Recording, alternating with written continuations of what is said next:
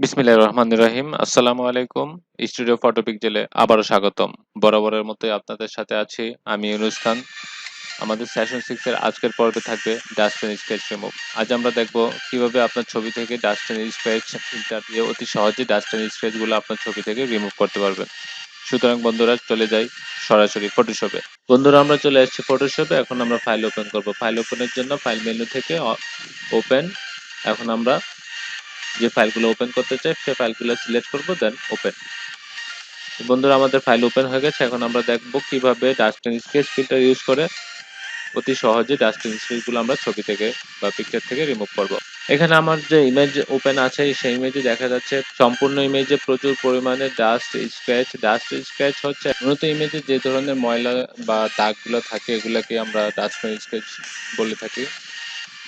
তো আমরা এখানে দেখা যাচ্ছে যে ইমেজের মধ্যে প্রচুর পরিমাণে ডাস্ট এন্ড স্ক্র্যাচ রয়ে গেছে বা ময়লা রয়ে গেছে।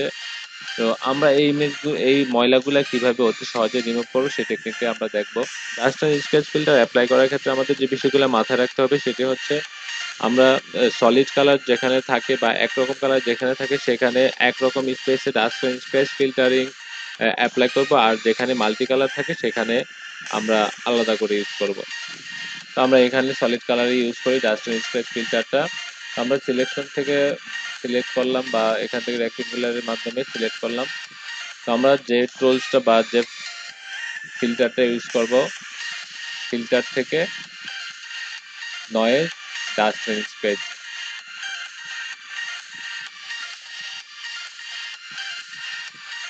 এখানে দেখেন দুইটা অপশন আছে, একটা হচ্ছে রেডিয়াস আর একটা হচ্ছে থ্রেশহোল্ড। ভ্যালুগুলো আমরা বাড়িয়ে কমিয়ে আমরা অ্যাকচুয়ালি এই রিটাচটা করব।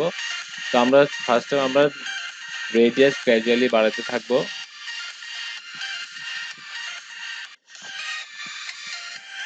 যতক্ষণ না পর্যন্ত আমার ডাস্টগুলো চলে যায়। দেখেন আমাদের ডাস্টগুলো চলে গেছে। এখন আমরা থ্রেশহোল্ড দেবো, থ্রেশহোল্ড গ্র্যাজুয়ালি বাড়াবো।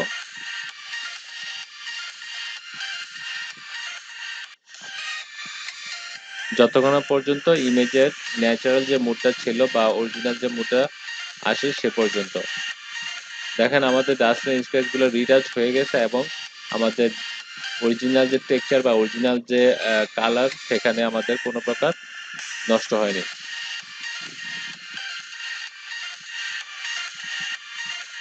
তো বন্ধুরা দেখলেন অতি সহজে কিভাবে ডাস্ট এন্ড স্ক্র্যাচ অ্যাপ্লাই করে আমরা ডাস্ট এন্ড স্ক্র্যাচ গুলা ইমেজ থেকে রিটাচ করে ফেলেছি বা রিমুভ করে ফেলেছি।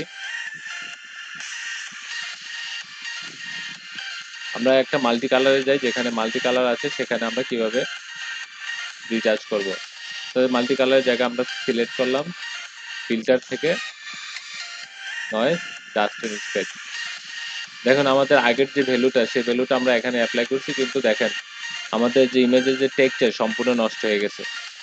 সেজন্য আমি একটু আগে বলেছিলাম সেটা হচ্ছে মাল্টি কালার বা মাল্টি কালারের ক্ষেত্রে একরকম ডাস্ট এন্ড স্ক্র্যাচ রেডিয়াস বা থ্রেশহোল্ড থাকবে এবং সলিড কালারের ক্ষেত্রে আরেক রকম থাকবে। সেজন্য আমরা এই দুটি পার্ট আলাদা করে সিলেক্ট করে অথবা আলাদা করে পার্ট করে ইউজ করব। আমরা এখানে ডাস্ট রেডিয়াস গুলো আবার জিরোতে নিয়ে আসি, নর্মালি নিয়ে আসলাম। এখন সেম এজ আগের মতো করে গ্র্যাজুয়ালি বাড়াবো।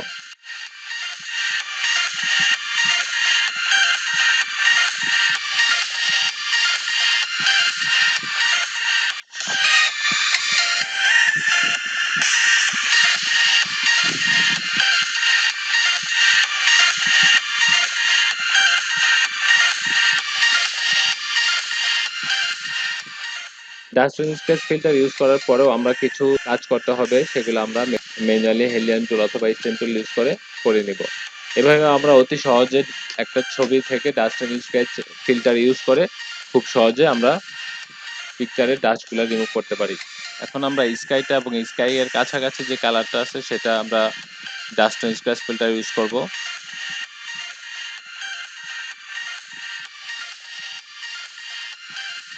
নয়েজ ডাস্ট এন্ড স্ক্র্যাচ আমরা এগুলো জিরো করে নিব, 1 and 0।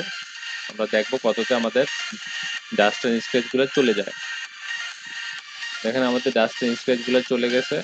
এখন আমরা একটু থ্রেশহোল্ড বাড়িয়ে দিব ইমেজের পিক্সেলারিটি অথবা ন্যাচারালিটি ইনক্রিজ করার জন্য।